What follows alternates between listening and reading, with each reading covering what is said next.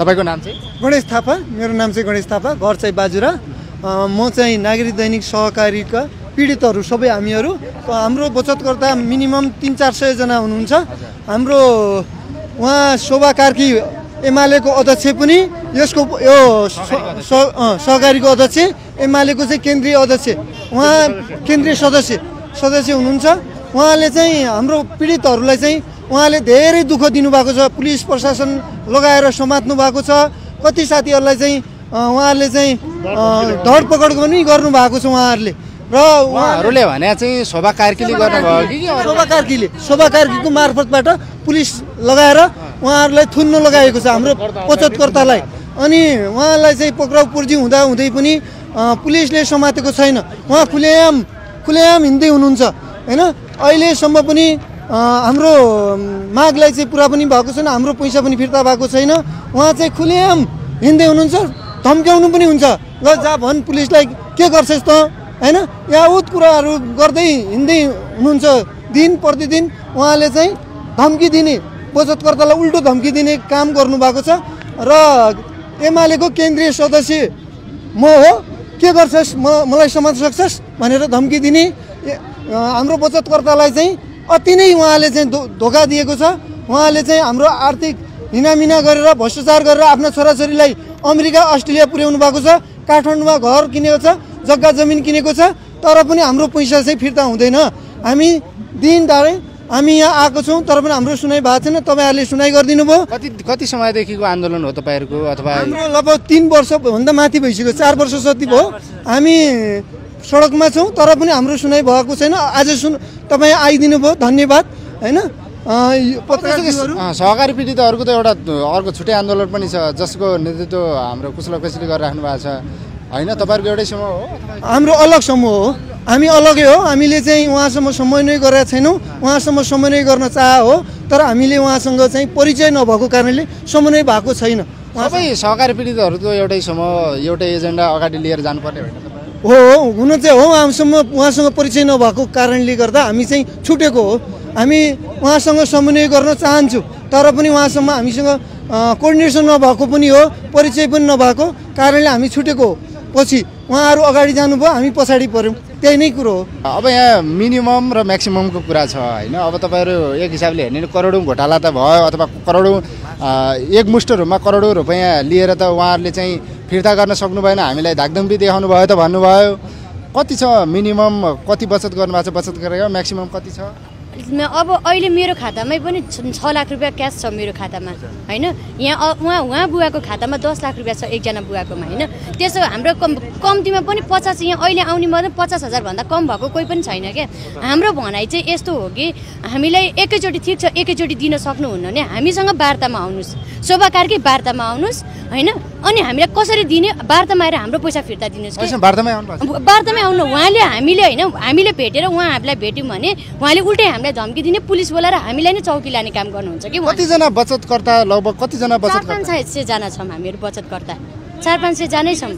कतिजना त होइन यहाँ धाउँदा नसकेर बिचरा बालबच्चा छोडेर लेडिजहरू नै कतिजना खाली मुलुकमा काम गर्न जानुभएको छ क्या। अनि यतिसम्मको गर्दाखेरि उहाँलाई लाज हुँदैन, अनि उल्टै हामीलाई थर्काउनु, हामीले पसलमा खाता खोल्दिनँ भनेर हाम्रो खुट्टा ढोक्न पछि नपरेर आएर पैसा लाने, अनि अहिले पैसा दिन्न भनेर उहाँले हाम्रो सम्पत्ति, उहाँको सम्पत्ति हामीले ल्याएर खाएको हो र हामीले नदिनलाई। कसरी जम्मा गर्नुभयो? 100 रुपियाँ 50 रुपियाँ हो, हामीले 1000 रुपियाँ 500 रुपियाँ दिने डेली। हामी त पसल व्यापारी हो नि त, हाम्रो पनि छ। मैले अहिले मेरो 3 वर्षको छोरा घरमा छोडेर आएको छु के। हामीले भएर पुगिसरी आएर त्यसलाई खा भनेर दिएको होइन नि त। अनि सरकारले हाम्रो कुरा चाहिँ किन नसुनेको? लाख रुपियाँ भन्दा मुनिकोलाई चाहिँ बचत फिर्ता गर्ने रे, त्योभन्दा माथि चाहिँ के हामी बढी भएर लगेर राखिदियो भने हो हामीले? होइन नि त, हामीले पनि त दुःख गरेर कमाएको हो नि त। हाम्रो बालबच्चा छैन, त्यसको छोराछोरी अमेरिका अस्ट्रेलिया जान पाउँदा हाम्रो छोराछोरीले पढ्न नपाउने हो कि होइन? हजुर आफै भन्नु न। एकजना शोभा कार्कीको मात्र संलग्नता छ अथवा त्यो यो समितिका नै हो? हामीलाई यति, हामीले यो सबै पनि कति हामीलाई त थाहा भएन कि। यो फाइनेन्स बन्द हुँदै गर्दा म बिरामी भएर ओछ्यानमा थला परेको थिएँ, मलाई त्यो पनि थाहा भएन। उसको कतिजनाको सङ्गठन छ यो खोल्नमा के छ हामीलाई त त्यो पनि थाहा छैन।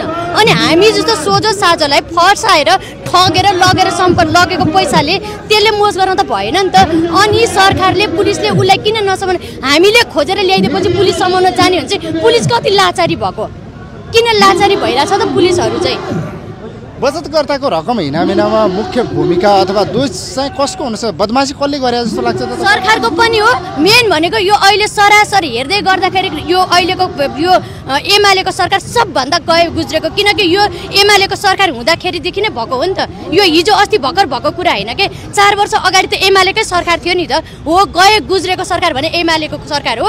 यो एमाले सरकारले गर्ने हो कि कसले गर्ने? अहिले आएको सरकारले गर्ने। हाम्रो पैसा हामीलाई फिर्ता चाहियो, कसरी दिने हो? होइन, यदि हामीलाई एमाले हामीलाई होइन शोभा कार्कीले कानुन लाग्दैन, हामीलाई पनि कानुनले छुन पाउँदैन। हामी उसलाई जहाँ भेट्छ त्यहीँ कुट्ने हो। अब फेरि हामीलाई पनि कानुनले छुन पाउँदैन।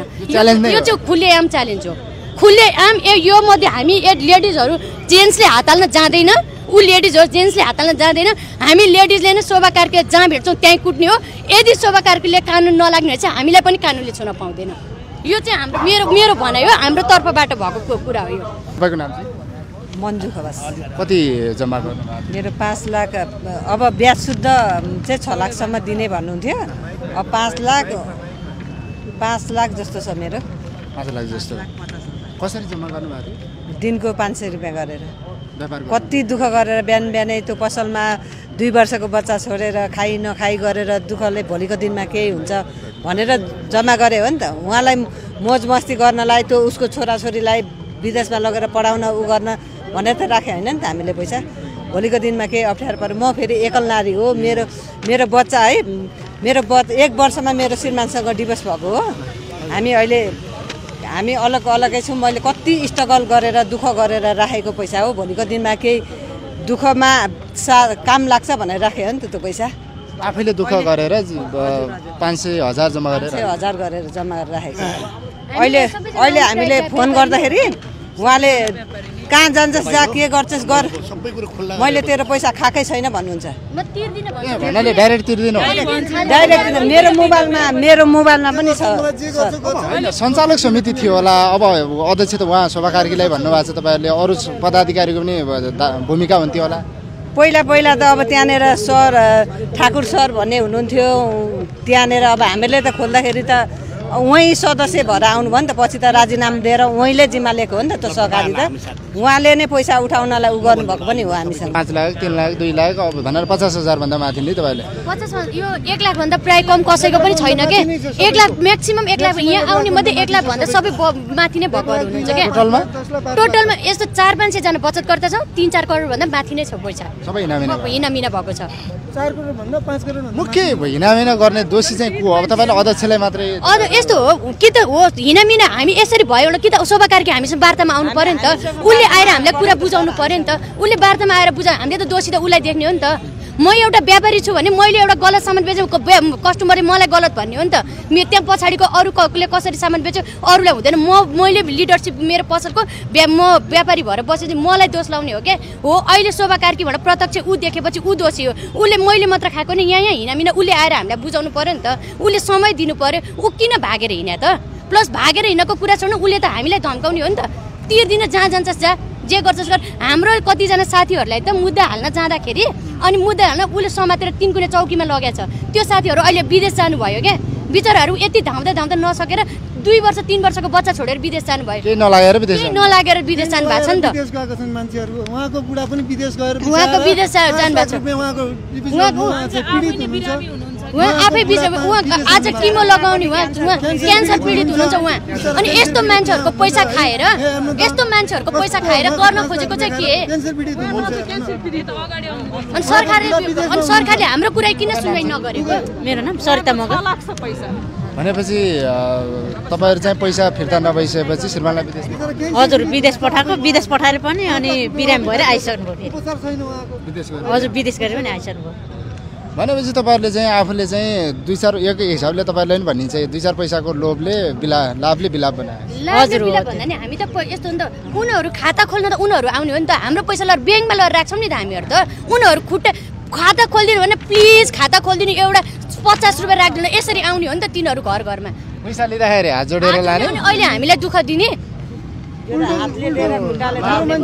लाभ र बिलापको भन्दा पनि अब पैसा डेली आम्दानी भयो, डेली 100, 50, 200 गरेर जम्मा गरिएको त्यो सेभिङ हुन्छ भनेर होइन, लोभले होइन। लोभले कसलाई भन्न मिल्छ भने जसले 10-20 लाख रुपियाँ लगाएर चाहिँ ड्याङ्ग बढी पैसा ब्याज खान्छु भनेर हाल्नेलाई त्यसरी तपाईँले दैनिक रूपमा हामी सबै दैनिक बचत गर्छौँ। कोही 200, कोही 500, कोही 100, कोही 50 जम्मा गरेको पैसा, त्यसो गरेर जम्मा गरेको पैसा 3 वर्षमा एक मुष्टि निकालौँला, केही काम लाग्ला भनेर हालेको पैसा खायो हिँड्दियो।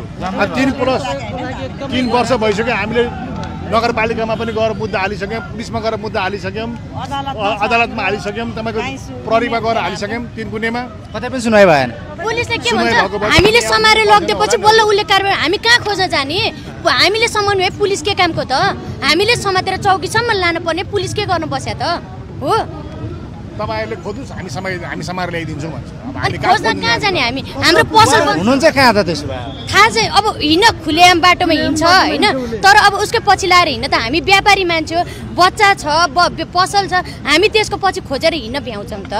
हामीले पुलिसलाई स्यालेरी के को लागि दिएको त? सर्वसाधारणको लाई सहयोग गर्नु भनेर सरकारले स्यालेरी दिएको पुलिसलाई त्यो कारणले होइन। अनि हामीले पुलिसलाई कहाँ जाने त खोजेर?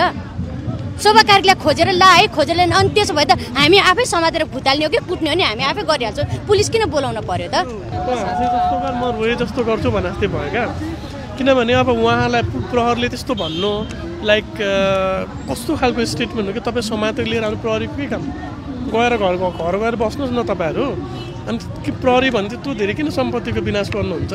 अनि एउटा मान्छे सुन्नु अघि भन्नुभयो लोभले लाभ भन्दा त्यसो भन्दा पनि बिचारा एउटा मान्छे 2-4 रुपियाँ 2-400 कमाउने मान्छेले त जम्मा गर्ने भोलि मेरो छोराछोरीलाई होस्, मेरो भविष्य होस्, छोराछोरीको भविष्य होस्, पढाउँदाखेरि अरूबाट ऋण लिनु नपरोस् भनेर जम्मा गर्ने हो नि। काम लागोस् भने बिरामी हुँदा काम लागोस् भनेर हो नि। अघि नै भनिसक्नु 20-25 लाख 30 लाख 1 करोड 2 करोड राखेर ब्याज खाने मान्छेलाई भन्दा सुहाउँछ क्या। अनि लाभले लो भन्ने सुहाउँछ, उहाँहरूलाई सुहाउँदैन बिचारा। अनि यो सरकार के गरेर बसेको छ? यो सरकार भ्रष्टाचारका लागि विरोधी भनेर यत्रो धेरै हाम्रो संरचना ध्वस्त भयो होइन? अनि हाम्रो संरचना ध्वस्त भयो, यत्रो धेरै शहीद हुनुभयो, अङ्गभङ्ग हुनुभयो, तैपनि सरकार के भन्छ भने हामीलाई कामै गर्न दिदैन। ए बाबा सरकार सहकारी पीडितको काम गर्न कसले छेकाएको छ? यो सरकारले कसले छेकाएको छ? यो सुशीला कार्कीले कसले चाहिँ छेकाएको छ भने भन्नु पर्यो। हामी गएर उसको कठेला समाएर लिएर सडकमा खिचार्छौँ। अनि सरकार हुँ पनि भनेर भन्ने। अनि यो सरकार चुनाव गर्नका लागि अहिलेसम्म त चुनाव पहिला पनि भएको थियो नि। अनि सहकारीको पीडित उहाँहरूको विषय कसले बोलिदिने? के चुनाव आएपछि उहाँहरूको कुरा सल्भ हुने हो? चुनावले गरिदिने हो र भने सरकारले गर्ने होला नि। फेरि आउने ती पुराना मान्छे नै हुन् होइन? आउने त पुराना मान्छे हुन् नि। नयाँ मान्छे आएर यहाँ कसैको बहुमत आउँछ, सरकार बनाउँछन्। हाम्रो सहकारी पीडितको विषयमा कसले बोल्छ? अनि जनताको विषयमा कसले बोल्छ? पत्रकारको विषयमा कसले बोल्छ? नर्मल मान्छेको बारेमा कसले बोल्छ? कसैले बोल्दैन नि। अनि उनीहरूलाई त चाहिएको के छ भने आफ्नो कुर्सीमा बसेका छन्। यत्रो धेरै मान्छेहरू यत्रो शहीद हुँदाखेरि पनि सडकमा आइरहनु भएको छ उहाँहरू कति दिनदेखि। आफ्नो पैसा माग्नका लागि पनि यत्रो गर्नुपर्छ भने त पञ्चायत काल जस्तो भएछ। अब के हुनुपर्छ त? अब हामीले यो सरकारले जुन पनि हाम्रो पीडित हुनुहुन्छ उहाँहरू होइन, पीडितको पैसा सरकारले समन्वय गर्नु पर्यो। अनि उहाँलाई डाकेर एउटा खालको बसाएर मिटिङ गर्नु पर्यो, वार्तामा आउनु पर्यो। कमसेकम वार्तामा ल्याउन नसक्ने नालायक सरकारलाई के काम भने उहाँहरू सडकमा आइरहने, जनता सडकमा आइरहने, अनि तिनडारे ऊ हिँडिरहेको छ। तिमीहरू के गर्न सक्छौ? प्रहरीले तिमीहरू छोपेर what kind of this nonsense ह? के भन्न खोज्यो प्रहरी? एमालेको सरकार हुँदा उहाँ त संरक्षणमा हुनुहुन्थ्यो पक्कै पनि। एमालेको केन्द्रीय सदस्य भन्नुभयो शोभा कार्कीलाई होइन? अब अहिले त जेएनजीको सरकार भनेको छ। अब यो सरकार त सर यो जेएनजीको सरकारै होइन। योमा हामी तपाईँलाई लाग्छ जेएनजीको सरकार होइन? तपाईँलाई लाग्छ जेएनजीको सरकारै होइन? जेएनजीको सरकार हो सर। जेएनजीको मान्छे खै को छ? जेएनजीको बब्लु गुप्ता। 31 वर्षको तपाईँको दिमागमा बब्लु गुप्ता आयो होला होइन? 31 वर्षको बब्लु गुप्ता जेएनजी हुन्छ? त्यस्ता मान्छे जेएनजी हुन्छन्। बब्लु गुप्ता के गरेछ? जेएनजी बब्लु गुप्ता त्यसको काम भनेको के हो? एमालेको महेश बस्नेतले त भनिहाल्यो मान्छेहरू सप्लाई गर्ने कार्यक्रममा त्यस्ता मान्छेहरू गएर हुन्छ। भ्रष्टाचार गरेका मान्छे सरकारमा छन्। हेर्नु त त्यो केन्द्रीय सदस्य एमालेको। अनि एमाले त गरेन यत्रो धेरै मलाई उल्टो भित्र हालिदिन्छु भनेका। अनि सुन्नु हेर्नु अब डिएसपी हेर्नु अब के भन्नु? यो दुनियाँमा पञ्चायत काल चाहिँ कति पछाडि छौँ हामी सर। दुनियाँ कहाँबाट कहाँ पुगिसक्यो। एउटा नेपालीलाई समात्नका लागि डिएसपीले उहाँलाई हालिदिन्छु अरे। What kind of this thing? अब यो अनि अब हेर्नु यो सरकार आएको छ हाम्रो सरकार भन्ने जेएनजीको सरकार के भन्न संविधानमा छैन सरकार संविधान बिना संवैधानिक कुनै पनि इजलासमा बसेको मान्छेले महान्यायाधिवक्ताले चाहिँ सरकारमा बस्न पाउनुहुन्न कुनै भन्दा त तर प्रधानमन्त्री बाँकी छन् तर फेरि तिनलाई त्यो चोरहरू सहकारी पीडित जुन दुःख दिने मान्छेलाई शोभा कार्के जस्तो भ्रष्टलाई समात्न संविधानमा टेक्नुपर्छ यो फटा आइमाईलाई यो प्रधानमन्त्री फटा आइमाईलाई संविधानमा टेकेर गर्नुपर्छ उहाँहरूको कुरा सुन्नु पर्दैन त्यो सुन्नुपर्छ कि पर्दैन त गरिब जनताको विषयमा नबोल्न सक्ने सरकार काम छैन राजीनामा देऊ अर्को सरकार आउँछ अर्को सरकारले गर्छ अर्को सरकार आयो भने विश्वास त हुनुहुन्छ तपाईहरु गर्ला सक्ला यस्तो छ अब उहाँहरुबाट कोही जाला नि उहाँहरुबाट कोही जान्छ नि कुनै पीडित मान्छे नै जान्छ अहिले पीडित भन्दा पनि पीडक चाहिँ गएको छ जुन दुःख दिने मान्छे नै गएको छ भ्रष्टाचारको मुद्दा लाग्या मान्छे गएको छ सरकारमा सरदार श्रेष्ठ के भने पर्यटन मन्त्री अख्तियारमा मुद्दा भएको मान्छेलाई सरकारमा लिएर राखेको छ सब बुढापाखा लिएर राखेको छ त्यहाँ सरकारमा लिएर बुढापाखा वृद्ध आश्रम छ नि वृद्ध आश्रम भर्ती गराएको छ त्यहाँ जेएनजी चाहिँ नभन्नुहोस् कृपया जेएनजीको बदनाम नगरिदिनुहोस् हस् धन्यवाद थ्याङ्क यू